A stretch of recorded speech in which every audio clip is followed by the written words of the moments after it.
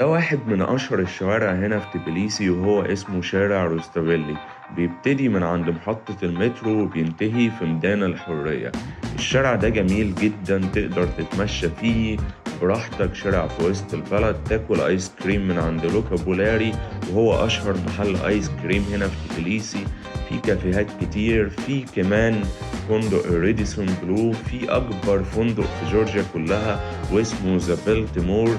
وشارع جميل جدا للتمشية، وفي مولات وفي محلات وفي كافيهات، تقدر تعمل اللي انت عايزه في الشارع ده.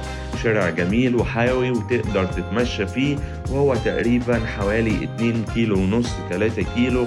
هتتمتع جدا بتجربة جميلة جدا، وهتشوف الأوبرا وهتشوف حاجات كتير حلوة في الشارع ده.